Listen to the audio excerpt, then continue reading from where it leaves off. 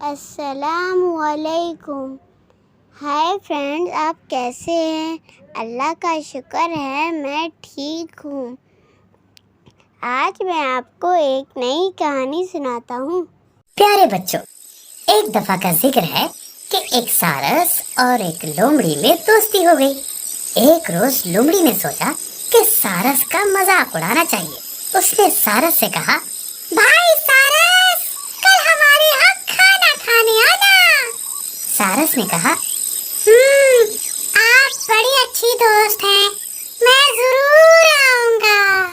جب سارس لومڑی کے ہاں گیا تو اس نے دیکھا کہ اس نے چھوٹی چھوٹی پلیٹوں میں شوربا ڈال رکھا ہے۔ لومڑی کے لیے تو ان پلیٹوں میں سے شوربا کھانا کچھ بڑی بات نہ تھی۔ وہ لگی چاٹنے، مگر بیچارہ سارس وہ کیا کرتا؟ وہ لومڑی کی دیکھا دیکھی شوربے میں ٹھونگی مارنے لگا، مگر خاک بھی پلے نہ پڑا۔ نتیجہ یہ ہوا کہ لومڑی تو ساری پلیٹیں چٹ کر گئی اور سارس بیچارہ بھوکا ہی رہا۔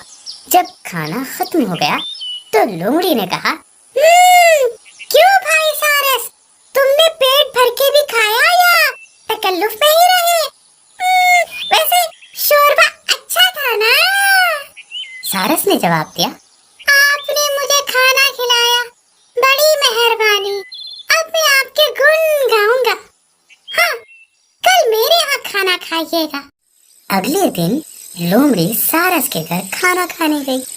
دل میں کہتی تھی کہ کھانا مزیدار ہوگا، خوب کھاؤں گی۔ سارس نے بھی کھانے کے لیے شوربا ہی تیار کیا تھا، لیکن اسے تنگ منہ کے برتن میں ڈال رکھا تھا۔ جب دونوں دوست کھانا کھانے لگے تو سارس نے برتن میں اپنی لمبی چونچ ڈال کر شوربا پینا شروع کر دیا۔ لومڑی اپنا منہ برتن میں ڈال ہی نہیں سکتی تھی۔ وہ برتن کی طرف گردن اٹھا کر دیکھتی اور اپنا سا منہ لے کے رہ جاتی۔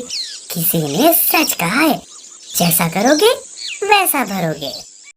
اگر آپ کو ہماری یہ ویڈیو پسند آئی تو اسے لائک، سبسکرائب اینڈ شیئر کرنا اور گھنٹی کے بٹن کو ضرور دبانا۔